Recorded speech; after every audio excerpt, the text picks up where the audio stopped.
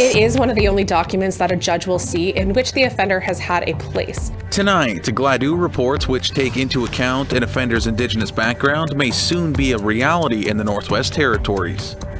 Just caring for them, making sure that we monitor them, and if they go back into an overdose, we take care of them properly. Plus, an update on the ongoing opioid crisis in Vancouver's downtown east side. You look at the four sacred colors, represents all races. You look at the circle, we're all equal. And first of its kind, a Nova Scotia hospital creates an Indigenous garden.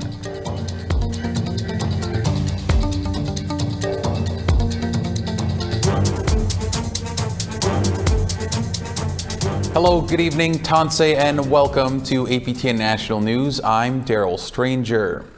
The Ontario Provincial Police has charged one of their own with 2 criminal code offences.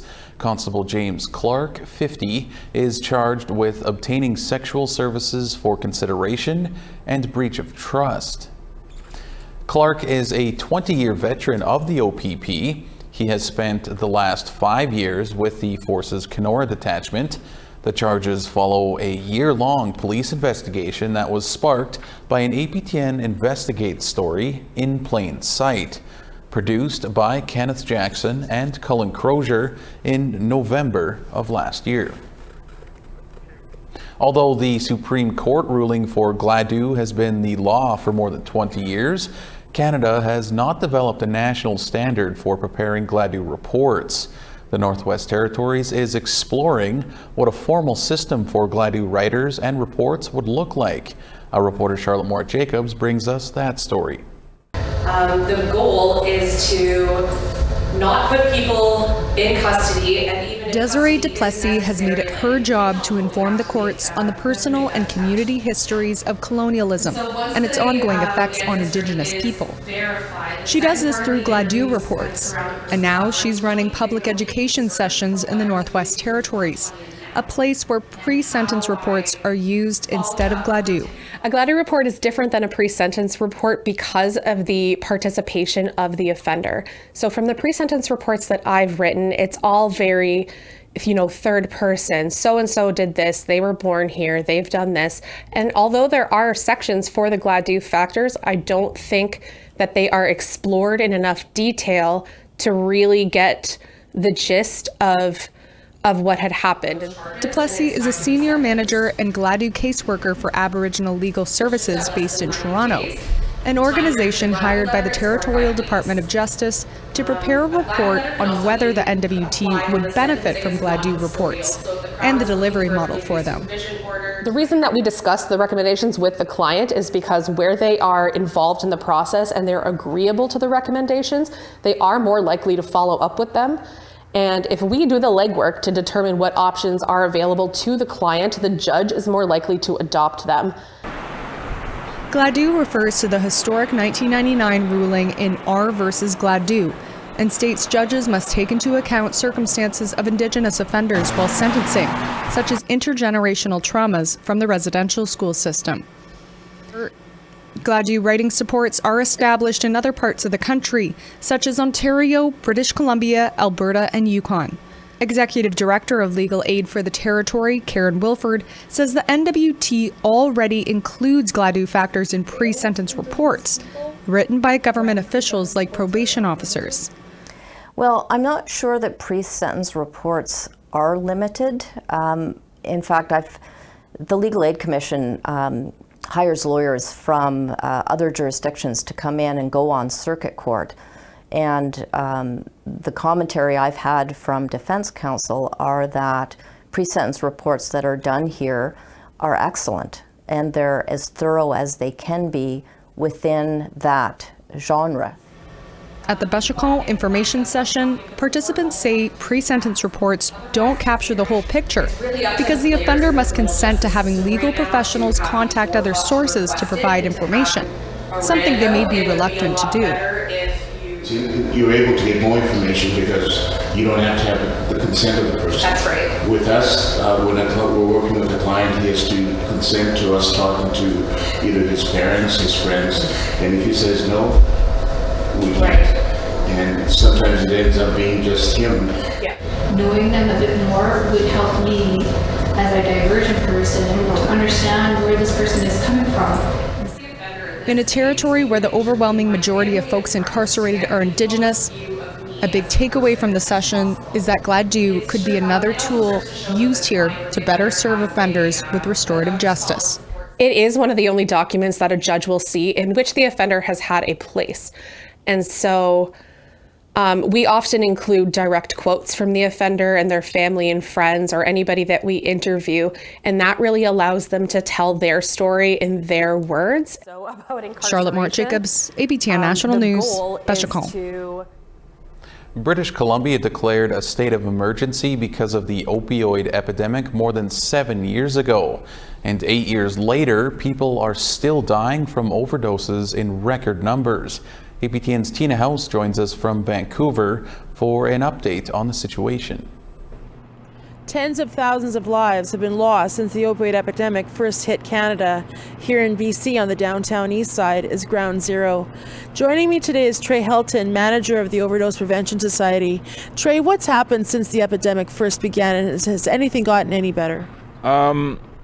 It's continued the same. I mean, the drug toxicity is much more unstable now with benzodope being a regular mainstay now. It's either like it's a 50-50 crapshoot if you get regular fentanyl, which is deadly, or fentanyl mixed with benzodope.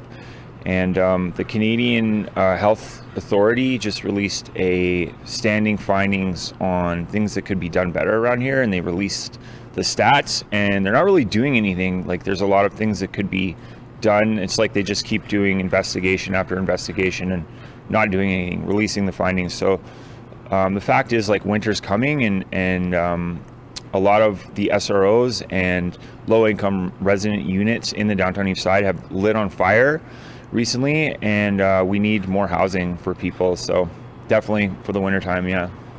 I mean, Tent City is literally just a block away from us right now. I mean, people are preferring to stay outside rather than stay in these SROs because of, issues with bed bugs and cockroaches and other things. But what else should be done immediately? More shelters would be great. The shelters are already at max capacity, and it's only going to get colder. More resource centers within the neighborhood for people to take showers and maybe wash their clothes. That would be something that could be helpful, and obviously safe supply options. So with benzodope, I understand that you continue to keep overdosing, that even Narcan can't even stop the effects of benzo. What are you doing on the front lines to help people that are going under because of benzo?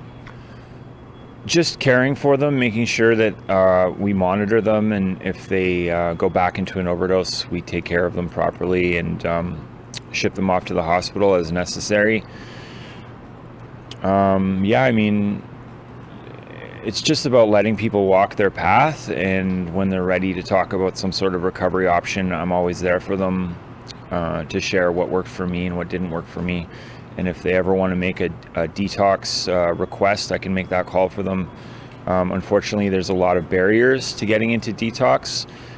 If you have benzodiazepines in your system, it can be incredibly difficult to get into a detox facility due to the fact that benzo withdrawal is incredibly dangerous, and they need to be monitored by a doctor in case they go into convulsions or a seizure. So even if people don't want to take benzos, but they have benzos in their system, it can complicate detox access. So it's just really sad. The drug spectrometer, is that still a thing down here? Are they still testing drugs, and have they given you more options to test those drugs for people here on the street? It's limited. I mean, there is drug testing provided by VCH. It's sporadic. I don't always know the times. They're at Insight at 139 East Hastings on different days at different times. Sometimes the drug testers themselves are overworked and feeling burnout, so they can't come in sometimes. But I always just refer people to get your drugs tested, located at 880 East Hastings. They're open 7 days a week.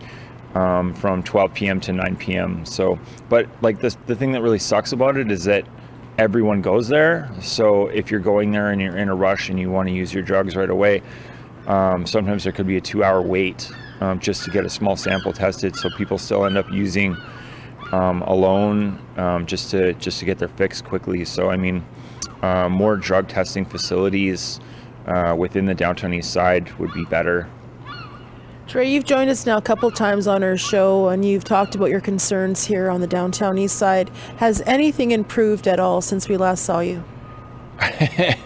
I don't think so. No, not really. Nothing. No, that's really sad. I don't like really put me on the spot there, Tina. I don't know. Nothing's improved. It's really sad. I don't know how to say that. Like, I laugh when I'm nervous. It's nothing funny. Nothing's improved. Absolutely nothing's improved. Trey, thank you so much for joining us today, and best of luck with all your work. Thank you. Back to you in studio. We want to hear what you think about some of the stories you've seen so far tonight. Here's how to continue the conversation. You can send your emails to news@aptn.ca, or you can leave a comment on aptnnews.ca. You can also find us on Facebook, Twitter, Instagram, YouTube, and TikTok. Follow APTN News to join the conversation and see our latest stories.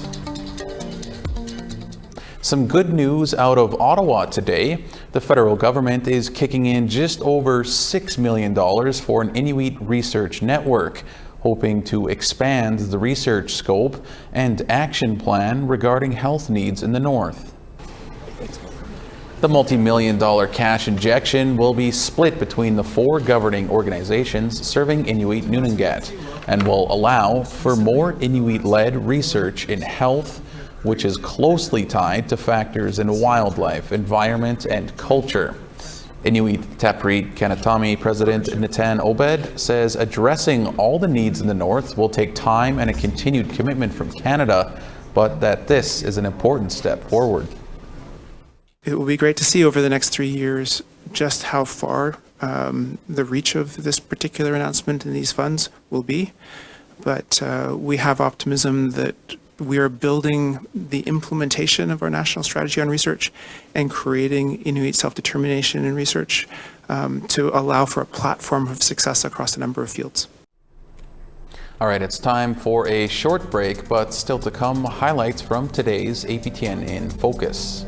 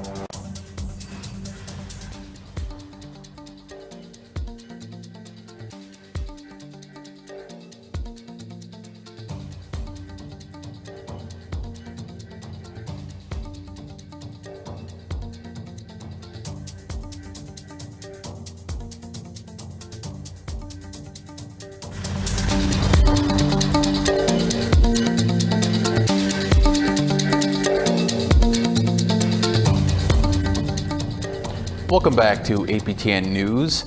For the past 25 years, Juno Award-winning Blackie and the Rodeo Kings have been one of the most esteemed music collectives in North America. This past summer, they released their 11th studio album, which the band is currently touring on. It's made for a busy year for Mohawk singer-songwriter-artist Tom Wilson. The documentary version of Wilson's book, Beautiful Scars, the story of a rock star who discovers his true identity, was released earlier this year. Tom Wilson joins us now. Tom, thank you so much for taking a few minutes out of your day to speak with us. It's great to be here. So you're in Winnipeg for a Blackie and the Rodeo Kings show tonight. How does it feel to be back on the road as we try to move into a post-pandemic world here? Well, you know, old dogs, old tricks. I've been doing this for 47 years, so there's no surprises, you know, except that the drives seem a little bit longer and the cold seems a little bit colder. But the audiences are making us feel loved. So I think more so for the audiences, they're happy to be back out in beautiful theaters watching music and people interact. Well, you certainly got some great weather here in Winnipeg anyway for the time being. So earlier this year, Shane Belcourt's documentary based on your book, Beautiful Scars, was released. Has it been a different experience for you and your family to have it, you know, on film and at these festivals rather than in your book? Well, first of all, Shane Belcourt brought his heart to this project. Initially, my mother had no plans on being any part of the film. She wasn't against it, she just didn't want to be in it. And Shane appealed to her. He came over to her house with some donuts, some coffee, and we hung around her dining room table and we talked. And she could see the clear light that he was bringing to our family. And I think that shows in the film. As a result, he got my mother to speak in ways that none of us have ever heard her speak before. The camera and microphones were almost like a confessional to her, and she said things that none of us had ever heard before. If there is to be a star in a documentary film, it definitely is my 83-year-old mother, Janie, because she kicked some serious, you know, she threw down. That's awesome to hear. And it's been a few years now since the truth about your identity was revealed to you. How has that sort of affected your music and your art over these years? What's changed my life? There's a couple avenues that we can take when we discover our identity after 53 years of really not knowing who we are. Our blood memory is always running through us, and if we pay attention to it, then it gives us a lot of answers, of course. And there is our true selves that are looking to manifest themselves in some way. I've done that my entire life through my music and through my visual art. And now that I know that I'm Mohawk, that the power behind what I'm doing is even greater. The intent is sharper, and hopefully the results are going to help our communities. Mm-hmm. Well, we'll have to leave it there, Tom, but thank you so much for taking some time here on your busy schedule. I know you got a lot going on and with your tour and everything, so good luck with that. And again, thank you so much for being here. All right.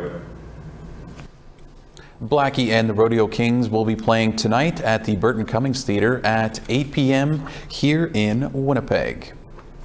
This week on In Focus, we spoke to residential school survivors and where they're at 3 months after the Pope's visit. Here's a look at what some of them had to say. Gifting a headdress to Pope Francis, do you regret doing that looking back now, given some of the reaction that's been the reaction of a lot of people? Well, notwithstanding the reaction, including threats on my life, I have absolutely no regret in what we did, because we followed our traditional protocols. We did our ceremonies.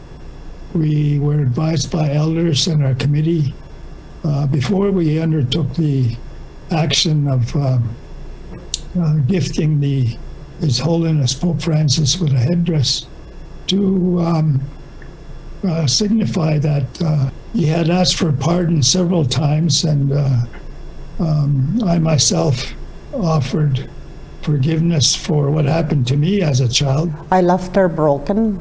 You know, it was a very traumatizing experience for me because of what I witnessed there and what I seen, and it was, they were saying to forgive and heal and reconciliation. I kept hearing those three words, but when I seen the names of those little children that didn't make it home, it just really impacted me emotionally. It took me a month to come out and say what happened. Like, you know, there was no supports, there was no presence of our medicines, our sacred medicines. I was standing for my ancestors, and I was standing for my brothers and sisters that were taken. So to me, there was value in the apology, in the fact that the highest of the Vatican came to apologize. My first day in grade 1, my teacher asked me to count 1 to 10, but she didn't specify a language. So I spoke in every language I knew, which was Squamish, Musqueam, French, Spanish, Italian, German, and English. Wow. And instead of being rewarded, I was dragged to the principal's office, and I was whipped by the principal and 3 other nuns for speaking other languages. So as a 5-year-old, I was really confused because I didn't know why I was being punished. All right, it's time for one final break, but still ahead, a hospital in Atlantic Canada gets the region's first Indigenous garden. And it's meant to be there for a purpose, for healing, for everyone, not just Indigenous people, but for all races, all societies.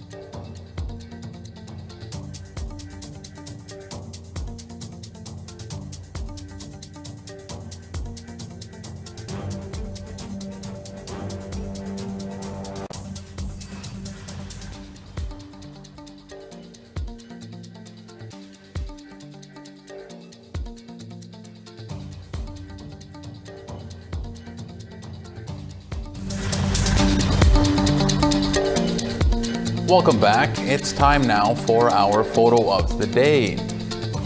Our warm weather days are numbered in much of the country. APTN's Cheryl McKenzie shared this great shot of a fall walk in Manitoba's Interlake region with her brother and dogs, Pepper and Brownie. If you want to be featured as our photo of the day, you can email your shots to share@aptn.ca along with a location and description. All right, now let's take a look at tomorrow's weather forecast. Beginning on the East Coast, 10 degrees in Charlottetown and 13 and clear in Halifax. -1 in Cartwright and 0 degrees in Happy Valley Goose Bay. 11 degrees and clear in Quebec City and 17 and clear in Montreal. 18 degrees in London and 16 in North Bay. 14 in Wawa and 18 and clear in Thunder Bay. -5 and snow in Churchill and 0 in Norway House. 4 degrees in Barons River and 7 in Winnipeg. -3 in Swift Current and -7 in North Battleford. -4 in Buffalo Narrows and -8 in Stony Rapids. Moving west, -5 in Fort Chipewyan and -1 in Peace River. Clear and -3 in Edmonton and clear and -3 in Calgary. 6 degrees in Vancouver and 5 in Bella Coola. 7 degrees in Sandspit and -5 in Fort Nelson. -10 in Beaver Creek and -18 in Rock River. -13 in Norman Wells and -7 in Fort Simpson. -13 in Fort McPherson and -12 in Inuvik. -20 in Cambridge Bay and -19 in Chesterfield. -19 in Resolute and -8 in Iqaluit.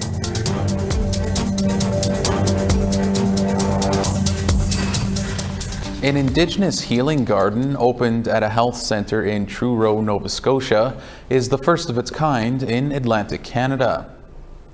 It's dedicated to Sheila Gladu of the Millbrook First Nation, a dialysis patient who died in 2013. The garden honors other community members who have died from kidney disease. It features traditional Indigenous symbols and plants used in ceremony.